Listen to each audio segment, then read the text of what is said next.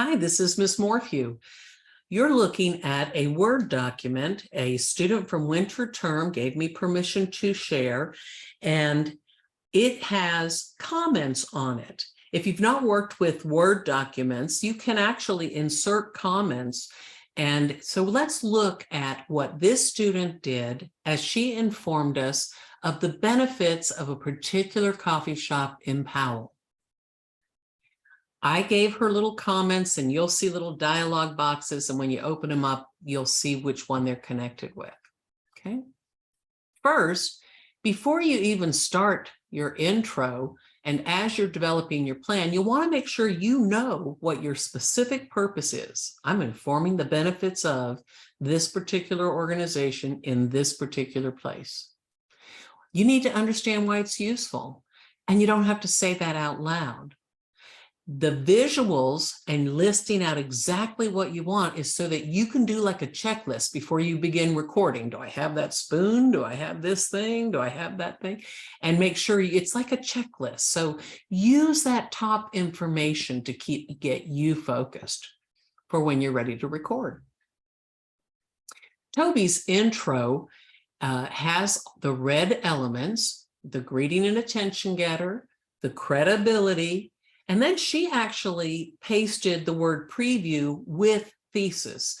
That's fine, as long as you've got all of the red elements. So where I have say the greeting attention getter, say why you should be believed, credibility, say the thesis, and then say the three main points in a preview, she's just kind of merged those last two so you can say it in one sentence. That's fine, just have the red stuff on there so I can make sure it's all there. You can see that I've given her a comment about her. You see it highlights. When I touch this thing, it highlights which text it was with. I said, super starting fact to lead us into your topic. And then a nice statistic. We know that this statistic in yellow means it's a quote. It's a cite. She said, according to Forbes. So I also gave her a comment about that. When you say Forbes, which is an important business magazine, a lot of people know about it, you can toss in who they are and why that makes them an authority. So if she'd said, when she records, according to Forbes magazine, a well-known business or magazine or something, she could get a little quote off their website about them. Just toss that in there and it raises the authority of the citation she's used, the statistics she added. Then she goes on and she shows pictures. She's written a note to herself to show the Google Map icon. Let's see, she did a photo, some Instagram posts. She didn't say slideshow, but she might have all that on a slideshow. It looks like she is going to be describing what makes the restaurant a big deal, the environment, the locations. Oh, here, map photo to set the stage. And then she continues on. She knows exactly how she's going to say it because she's listed the kinds of things she wants to address. And obviously she's going to practice. Her credibility statement is just one line, but it is a good line. Let's see what I love.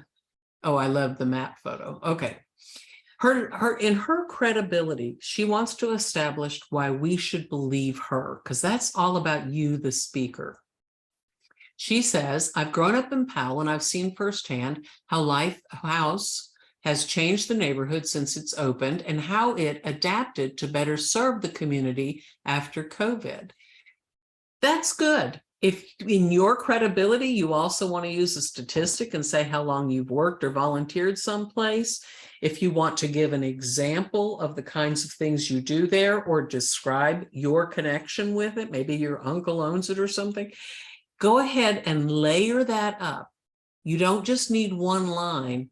If you really want to draw us into the attention getter and get us knowing about the topic without yet giving your thesis, if you want to draw us in with your credibility and say, hey, this is why I'm going to tell you all these different things, and this is why you should believe me about this topic. By the time you get to thesis, we're going to be ready to receive what your message is. Her central idea or thesis is that Lifehouse Coffee Shop has become a vital stop in Powell because of it, and here's her preview, welcoming environment, delicious food, and event hosting that bring the community together. That's her thesis and preview said together. And you're welcome, again, to do what she did with moving preview up with that, as long as I can see the red stuff and I know you're getting it. Now let's look at the body. Toby has said, a transition statement, the first main benefit of Lighthouse is, and then she puts the main point, it provides safe and convenient hangout for students.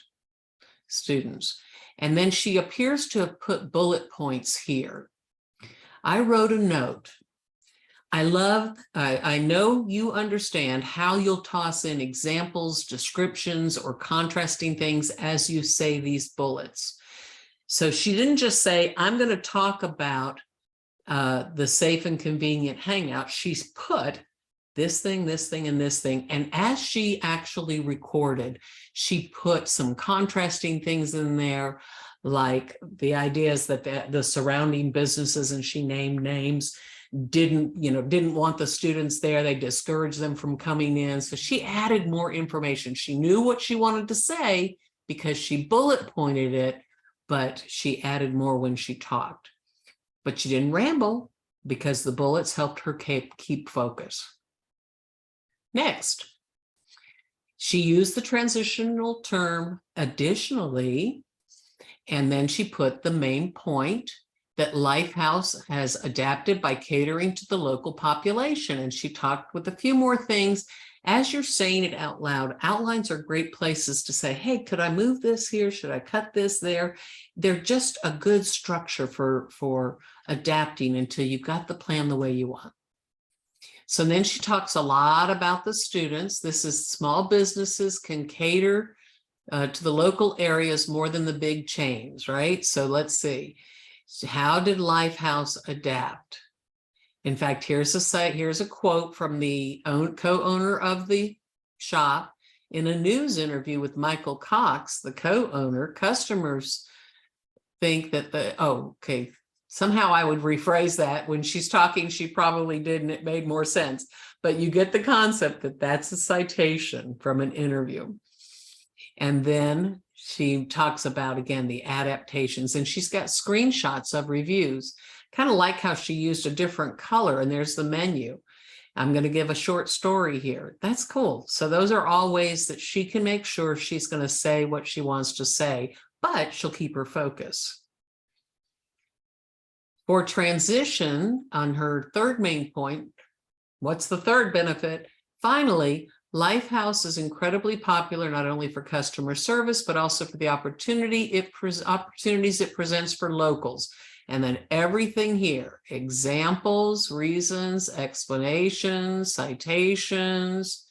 And then she even lists some of the things that they do to enhance the locals. Here's a fundraiser. Here's a way they can get a discount. And JP Morgan says this or something. All right, so I give her some feedback here. When one of these, so these are all appear to be on citations. I hope I don't have to put a ton of comments in there on yours, because you're going to look at hers and you're going to see the things she did well and the things you need to make sure you do well. I showed her how one citation was more of an example, but she could make it into one.